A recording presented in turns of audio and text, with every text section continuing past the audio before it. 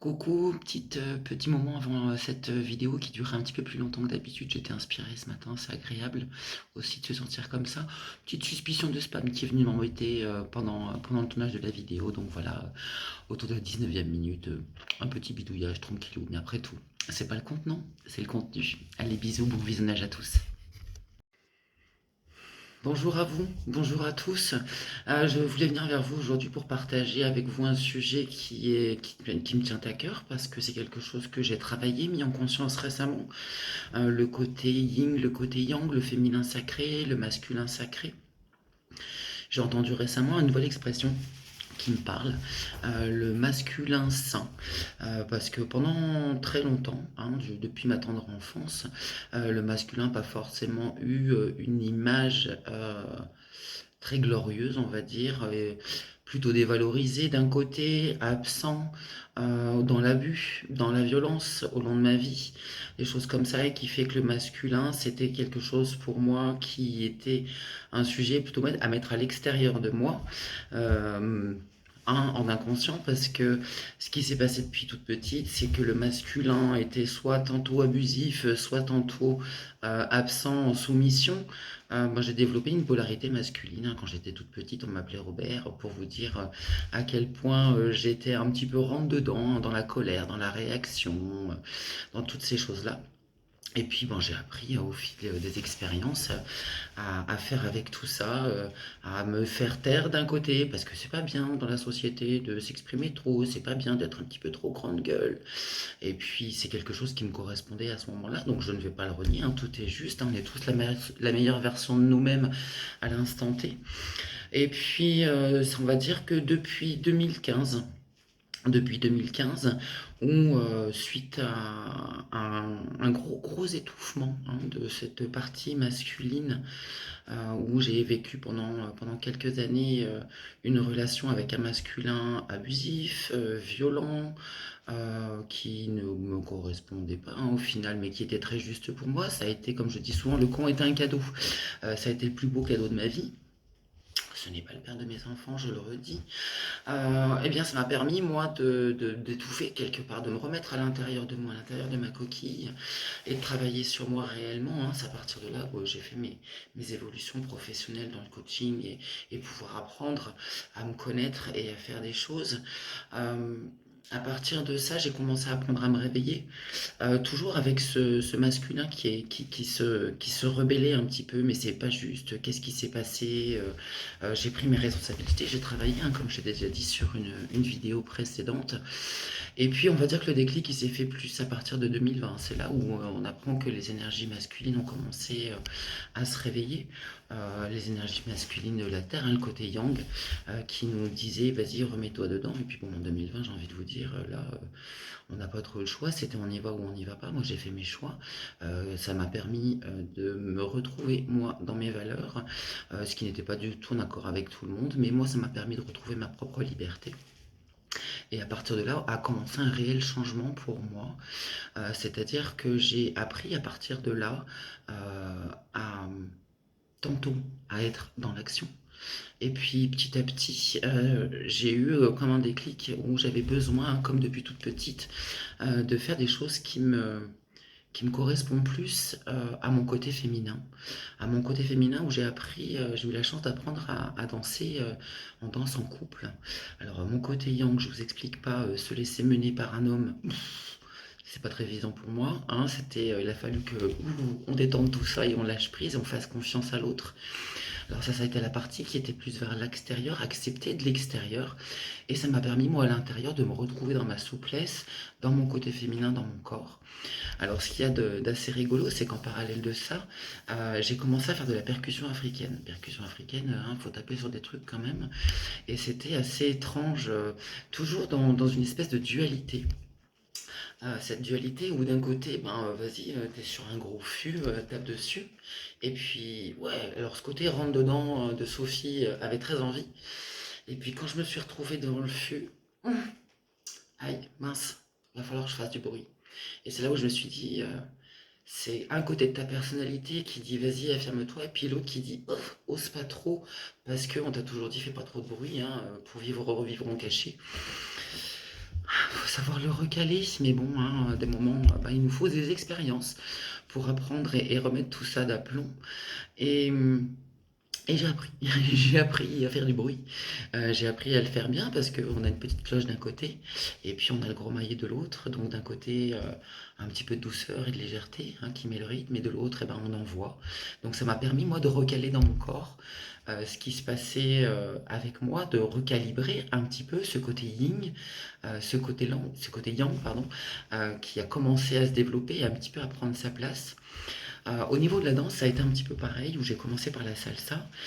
Danse, où on a l'habitude de voir un petit peu rythmé, même s'il peut y avoir des rythmes un petit peu plus doux, un petit peu plus lents. Et puis, mais ça reste quand même une danse assez marquée au niveau de la rythmique. Et puis euh, j'ai eu envie petit à petit, en découvrant, en écoutant, mais j'ai glissé vers la bachata. La bachata, c'est une danse qui est pour moi beaucoup plus fluide, beaucoup plus douce et qui me permettait moi de me sentir beaucoup plus femme, de redécouvrir ce côté-là de moi dans une sensualité. Mais c'est ce qui était agréable dans la danse. Dans ces danses-là, c'est qu'on a le droit de danser. On peut être une femme, on peut être sensuel. Et c'est pas pour ça qu'on donne non plus la porte ouverte à l'autre qui va dire bah vas-y, t'es sensuel, tu fais ce que tu veux de mon corps. C'est pas un appel à n'importe quoi, c'est juste se sentir bien dans son corps et l'accepter le temps d'une danse qui va durer 3 4 minutes avec un partenaire de danse qui va être dans ce respect-là. Et voilà, et ces danses-là m'ont appris à me respecter moi avec l'autre. Donc c'était vraiment un aller-retour entre ces percussions africaines qui dit vas-y, tu y es, et d'un autre côté avec un petit peu de douceur, avec la cloche comme je vous dis tout à l'heure, et d'un autre côté avec cette danse qui nous dit ben voilà, je danse, je suis une femme, je peux réveiller mon côté sensuel et mon côté féminin sans ouvrir la porte à n'importe quoi. Euh, voilà, c'est juste la danse et si je dis non, c'est non. Et puis ça s'arrête là et c'est génial. C'est juste une espèce de compréhension intérieure, extérieure que j'avais envie de partager avec vous.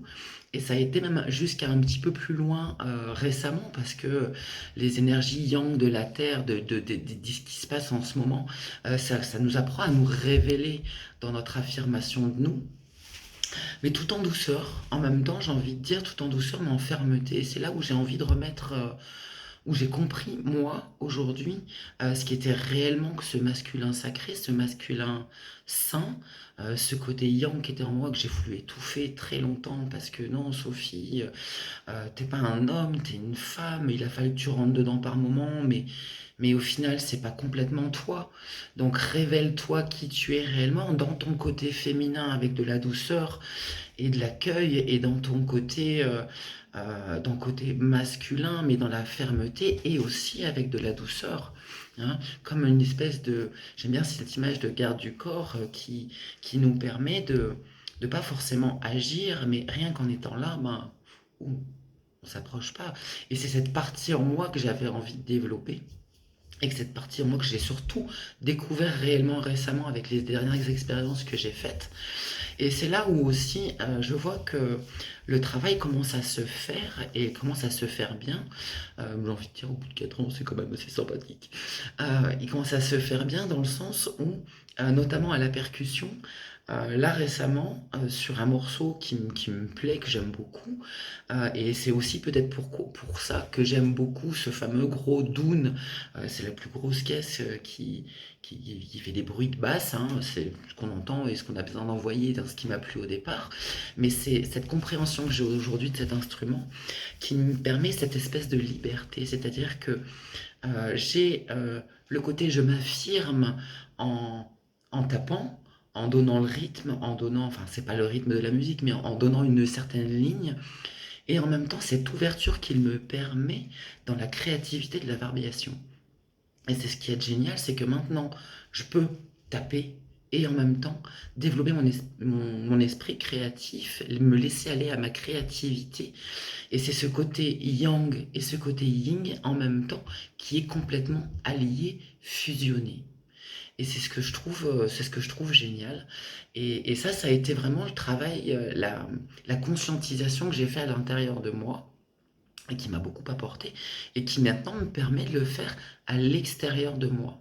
C'est-à-dire que maintenant, sans avoir besoin de dire non fermement, d'être dans la réaction de la colère, parce que la colère nous sert à ça aussi, à nous affirmer, respecter nos limites, et bien maintenant, il y a ce côté-là. Mais il y a ce côté-là, mais aussi dans la douceur. C'est-à-dire que je n'ai plus besoin de dire non, tu m'emmerdes, tu me fais chier, va-t'en, bloquer les gens, fermer les portes, claquer les portes, non. Maintenant, je peux facilement réouvrir ces portes-là. J'ai récemment réouvert des portes qui permettent voilà, ben on refait circuler l'énergie. Et puis, ce qui te convient, c'est OK. Ce qui ne me convient pas, c'est OK aussi.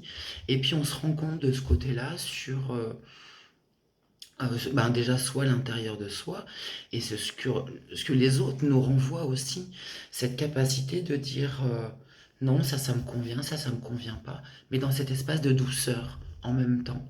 Hein, cette espèce d'allié euh, qui est présent, de redévelopper, de redéployer à l'intérieur et à l'extérieur de nous sans avoir besoin d'être dans ces émotions qui sont puissantes. J'ai un petit peu cette image, enfin en tout cas pour moi, hein, de ma tristesse qui m'a mis dans l'intérieur de moi et j'en avais besoin pour me redévelopper vers l'intérieur. On commence toujours par l'intérieur pour pouvoir rejaillir vers l'extérieur. Je trouve que c'est en tout cas pour moi un travail qui est beaucoup plus pertinent. Aller travailler à l'intérieur de soi, ce qui va nous permettre de mieux rayonner. Hein, une bougie, on commence pas par dire elle va éclairer la pièce avant d'allumer la mèche. Hein, la mèche, on va allumer la mèche qui est à l'intérieur du photophore et puis petit à petit, la lumière va prendre sa place et va pouvoir diffuser sa lumière. C'est comme ça que j'entreprends le travail, en tout cas énergétiquement à l'intérieur de soi. Hein. C'est comme ça que je travaille notamment en séance ou à travers ma méthode de visualisation énergétique où je fais ce travail moi-même avec moi et aussi avec les autres. C'est-à-dire que je vais visualiser qu'est-ce que tu as besoin, qu'est-ce que tu vas faire, mais pour te développer à l'extérieur de toi. Donc c'est d'avoir un travail qu'on fait pour soi, qu'on expérimente à l'intérieur de soi et après qu'on fait rejaillir à l'extérieur. Et c'est ce qui est important pour moi aujourd'hui de vous faire part. C'était cette partie yang que j'ai beaucoup étouffée, qui était beaucoup présente, que j'ai beaucoup voulu étouffer dans ma vie et qui au final reprend sa place tranquillement dans son espace. Et tout ça en parfaite harmonie avec ce côté yin, ce côté féminin qui m'apporte de la douceur et qui m'apporte aussi ben, cette particularité que j'ai, cette essence que j'ai d'être de plus en plus complètement moi, de m'accepter complètement moi. Et dans mon côté femme, et dans mon côté actif, masculin, mais toujours dans le bon sens du terme. Ce côté yang qui est au final très doux, très enveloppant. Et, et pour le partage, pour aller un petit peu plus loin dedans, dans ma relation avec l'autre, je ne vais plus chercher à l'extérieur ce que j'ai trouvé à l'intérieur. C'est-à-dire que pour, on nous rabâche depuis tout le temps et on le voit de partout, il faut absolument être en couple, et pour être en couple, il faut être bien, mais pour être bien, mais qu'est-ce qu'on va chercher au final quand on se croit dans l'amour amoureux, j'ai pas envie de dire dans l'amour pour ça, mais plus amoureux. C'est que dans ce système-là, on va aller rechercher chez l'autre ce que l'on n'a pas à l'intérieur de nous, ce que l'on croit ne pas avoir à l'intérieur de nous. J'ai été la faire cette expérience. J'ai tenté de retrouver cette sécurité à l'extérieur, alors qu'en fait, j'avais besoin de la retrouver à l'intérieur de moi. Ce côté yang qui était mal calé, j'avais besoin de le recaler. Et maintenant, au jour d'aujourd'hui, je peux vous dire que déjà, je ne suis pas forcément en recherche euh, de quelqu'un d'autre parce que j'ai trouvé à l'intérieur de moi les ressources nécessaires. Et c'est ce qui me permettra aussi, je pense, j'espère, parce que c'est quand même sympa de partager sa vie et de partager des moments de vie, de joie, mais dans le partage, pas dans la recherche de la nourriture du besoin. apporte-moi ce qui n'est pas nourri en moi. C'est quelque chose qui se tarit, qui s'épuise, qui est épuisant, puisqu'on est sans arrêt en train soit d'attendre de l'autre, soit de donner à l'autre. Alors que je pense qu'en étant soi-même, on peut être qui on est, et l'autre viendra prendre ce qu'il aura à prendre, et nous, on offrira ce qui sera à l'intérieur de nous un petit peu. Moi, j'ai visualisé ça beaucoup dans mes accompagnements ou dans les conférences que je donne, c'est comme une corne d'abondance qu'on a à l'intérieur de nous. Cette corne d'abondance, en fait, où on donne, on donne, on donne. Alors c'est super chouette, ça, donner au monde, c'est ce qu'on nous apprend, il faut donner, il faut être altruiste, mais s'il n'y a personne qui nourrit le début, qui c'est qui le fait dans notre corps d'abondance personnelle? Si on ne le nourrit pas nous-mêmes, qui le fait? Personne. Alors en nourrissant moi-même mes besoins, les identifier, eh bien, en allant recaler tout ça, eh bien, je peux donner à l'autre tout en gardant pour moi cette priorité de me donner d'abord. Et j'aime autant vous dire qu'aujourd'hui, je pense pas qu'il y ait quelqu'un qui vienne vers moi en venant chercher, chercher, chercher, chercher. Non, ce sera un échange. Ce sera un échange. Et ceux qui viendront chercher, chercher, chercher, chercher, je saurai leur dire non, ça ne me convient pas. Parce que je vais respecter mon intégrité personnelle. Je vais respecter mes limites aujourd'hui. Je vais respecter profondément qui je suis. Et aujourd'hui, je suis capable de dire que je réponds à mes besoins, je l'expérimente, je réponds à ma sécurité intérieure, je n'ai plus besoin de l'extérieur pour ça. Je développe mes ressources, je découvre mes potentiels et je me sers de l'extérieur pour savoir ce que je vais développer à l'intérieur. Et c'est en ça que j'aime donner, euh, transmettre dans les accompagnements énergétiques que je fais. J'apprends au maximum à transmettre aux autres, à apprendre à développer leur autonomie, à développer leur potentiel. Et je ne suis pas quelqu'un qui va accompagner quelqu'un qui va être en demande, en demande, en demande, en demande, s'il n'y a pas une profonde volonté et une détermination à dire ok, je vais apprendre et ça va je vais le faire pour moi, parce que les outils que je donne et que je transmets, on peut les faire pour soi. Même si effectivement, et je l'expérimente aussi chaque jour, euh, quand il y a des soucis, des situations que je vis où je suis en mesure de les identifier, de les travailler seul, ou grâce à des vidéos comme tout le monde fait, ah ouais, il y a ça, ok, ça percute, je vais peut-être faire comme si, et je vais prendre, ok, il n'y a pas de souci. Mais il y a aussi ce côté besoin d'encadrement, d'accompagnement, moi je l'ai expérimenté récemment avec une amie énergéticienne avec qui on travaille beaucoup en collaboration, l'une et l'autre, c'est-à-dire qu'il y a des choses que je sais faire moi-même, il y a des choses qu'elle sait faire elle-même, et des choses où on se dit, là je vais avoir besoin de ton aide parce que je sais que ça va être un gros sujet pour moi, et je vais sûrement me barrer toute seule, et toi tu auras un œil extérieur, et j'ai confiance en elle, je connais sa bienveillance, je sais comment elle fonctionne, et du coup, ça me permet moi aussi d'avoir ce soutien. Donc oui, les vidéos, ça m'aide. Comme cette vidéo pourra peut-être vous aider, bien évidemment, et je l'espère, peut-être à allumer quelques lumières et à se dire, tiens, je vais peut-être aller chercher ci, je vais peut-être aller chercher ça. Et c'est le but aussi, hein, c'est de pouvoir vous donner des pistes. Et je vous donne les pistes que moi j'ai vécues, les pistes que j'ai expérimentées. Et, mais garder en tout cas cette possibilité et cette force aussi que j'ai découvert de dire, ok, pendant un temps j'ai été très yang, je vais faire toute seule, je suis super forte, non, non, non, non, parce que hein, dans les années 80, bon, je suis né juste avant, mais bon, j'ai fait partie de cette génération qui a été nourrie dans la femme doit être ci, la femme doit être ça, la femme doit tout faire, doit tout mener de front, et puis ah, j'ai pris, j'ai pris, j'ai pris, j'ai pris, j'ai pris, j'ai pris, j'ai pris, j'ai pris, j'ai fait, j'ai fait, j'ai fait, j'ai fait, j'ai fait. Hmm. Très, très, très, très discipliné, hein, jusqu'à la double hernie discale, je vous explique pas, coucher en deux, pas possible, enfin bref, hein, la vie m'a dit, oh stop, arrête-toi.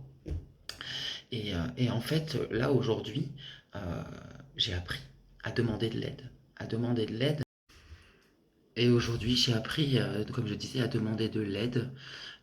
Oui, j'ai besoin d'aide, j'ose demander de l'aide, et ça ne fait pas de moi quelqu'un de faible, quelqu'un d'amoindri. Au contraire, j'ai découvert avec les expériences que j'ai pu vivre que demander de l'aide, c'était aussi une force, d'accepter ses forces.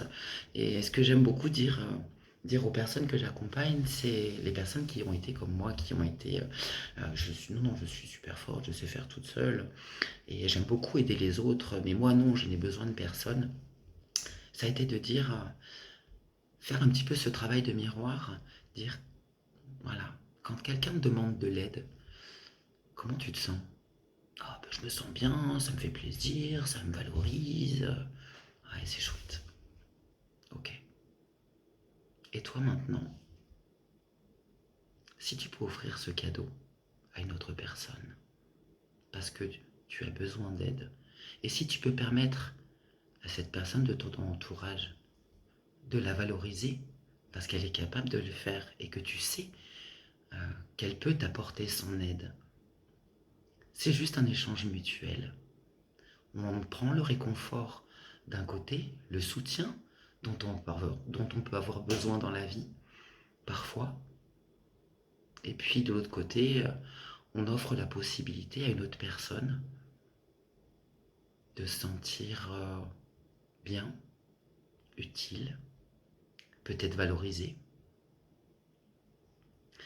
Et c'est ce côté, en même temps, ce côté yin et ce côté yang, ce côté yin, ce côté féminin qui sait accueillir, recevoir, transformer, et ce côté yang qui permet de passer à l'action, qui permet d'aider, qui permet d'aller vers l'autre. Tout est un voyage intérieur, extérieur, à l'intérieur de soi. On prend de l'extérieur vers l'intérieur, on vit les choses dans l'expérience à l'extérieur de soi, avec le monde qui nous entoure, et ça ne nous empêche pas de les vivre aussi, nous, à l'intérieur de nous. Et c'est ce parfait équilibre que j'ai envie de vous inviter à expérimenter, ce savant subtil d'être là pour les autres et aussi de pouvoir être en demande d'aide à l'autre, de pouvoir être là pour soi et de prendre conscience qu'on peut être aussi là pour soi, tout dans la douceur et tout dans la juste place.